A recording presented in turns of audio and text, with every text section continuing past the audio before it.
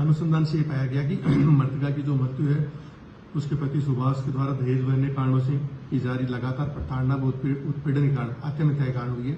जिस बहन का जो शव है वो पेड़ के फंदे से लटका हुआ था, जबकि सही में उसका जो शव था वो बाजरे खेत में पड़ा हुआ मिला था। सुभाष ने दिल्ली से आकर के यहाँ इसकी हत्या कर दी, जबकि पोस्टमार्टम जो रिपोर्ट आई है उसमें आत्महत्या का कारण स्पष्ट आया है। तो लालास संगीता प्रकरण में विवाहिता की मौत के मामले में उसके पति सुभाष को पुलिस ने गिरफ्तार कर लिया है। चितावा पुलिस ने लालास गांव में विवाहिता की मौत मामले में तुरंत कार्रवाई करते हुए उसके आरोपी पति को गिरफ्तार कर 3 दिन की पुलिस रिमांड पर भी लिया है। जांच अधिकारी एवं वृत्ताधिकारी अरविंद बिश्नोई ने बताया कि अनुसंधान के दौरान मृतका का फर्द सूरत हाल व पंचनामा तैयार कर मेडिकल बोर्ड से पोस्टमार्टम करवाया गया। मृतका व आरोपी गणों के मोबाइल नंबरों की कॉल डिटेल का रिकॉर्ड भी विश्लेषण किया गया। आरोपी से पूछताछ की गई है। जांच में आरोपी पति की लोकेशन दिल्ली आई है। जांच अधिकारी ने बताया कि अनुसंधान में स्पष्ट हुआ कि मृतका की मृत्यु हत्या नहीं बल्कि आत्महत्या है।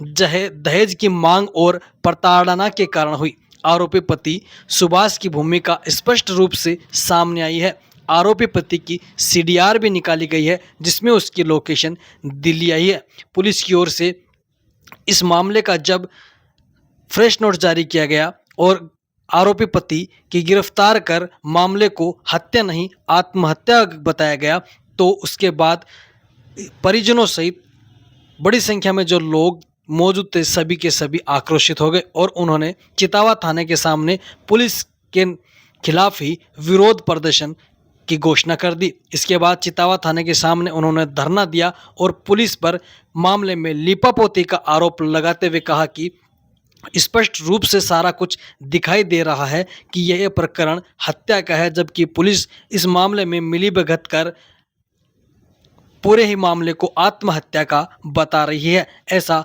लोगों ने आरोप लगाया। लोगों ने बताया कि पुलिस द्वारा जो फ्रेश नोट भी जारी किया गया है उसमें भी अलग अलग बातें बताई गई है। एक फ्रेश नोट में तो पुलिस ने बताया कि मृतका का शव है वो फंदे से लटका हुआ था, जबकि दोबारा जो फ्रेश नोट जारी किया गया था उसमें बताया गया कि मृतका का शव फंदे से नहीं लटका था, जबकि जमीन पर शव पड़ा हुआ मिला था। इसके मामले में साफ दिखाई दे रहा है कि पुलिस इस पूरे मामले को दबाने में लगी है और इस पूरे मामले में लीपापोती कर आरोपी सुभाष को बचाने का प्रयास कर रही है। 30/8/2025 को प्रार्थी ने रिपोर्ट पेश की थी चितावा थाने पे कि उसकी बहन का विवाह 2019 में हुआ था। सुभाष पुत्र गोपाल राम लालास निवासी के साथ हुआ था। उसने बताया कि विवाह के बाद से ही उसकी बहन को उसके ससुराल वाले दहेज के लिए परेशान करते थे, मारपीट करते थे, जिसके बाद में अभी 20 अगस्त 2025 को रात को 1 बजे उसको सूचना मिली कि उसकी बहन की मृत्यु हो गई। तो उसके बाद में तुरंत ही उसकी बहन के ससुराल मौके पे पहुंचा और वहां पे इसकी बहन का जो शव बाजरे खेत में पड़ा मिला था। तो मुलजिमानों ने इसके दहेज के लिए हत्या कर दी, जिसको फांसी लगाकर आत्महत्या दिखाने का प्रयास किया गया था। पुलिस ने दौरान अनुसंधान उसमें पुलिस ने मुकदमा दर्ज कर लिया। मुकदमा दर्ज करके अनुसंधान में मेडिकल बोर्ड से उसका पोस्टमार्टम कराया गया है और जो घटनास्थल है उसकी फोरेंसिक जो हमारी यूनिट है उससे उसका विजिट करवाया गया था और जो भी एविडेंस है वो वहां से कलेक्ट किया गया। आरोपी और जो है उनकी सीडीआर का भी विश्लेषण किया गया। अनुसंधान से ये पाया गया कि मृतका की जो मृत्यु है उसके पति सुभाष के द्वारा दहेज व अन्य कारणों से की जारी लगातार प्रताड़ना व उत्पीड़न के कारण आत्महत्या के कारण हुई है, जिसके संबंध में सुभाष को धारा 82 BNS के तहत गिरफ्तार किया और आज कोर्ट में पेश करके उसका 3 दिन का पेशी प्राप्त किया गया है।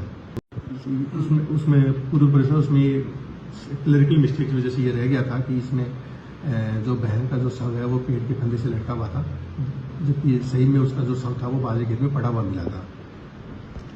सोशल मीडिया पे ये भी चलाई जा रही है चीजें कि सुभाष ने दिल्ली से आकर के यहाँ इसकी हत्या कर दी, जबकि पोस्टमार्टम जो रिपोर्ट आई है उसमें आत्महत्या का कारण स्पष्ट आया है। तो लोगों से अपील है कि इसकी फालतू की अफवाहों पर ध्यान नहीं दे और बाकी पुलिस और अग्रिम अनुसंधान जारी है।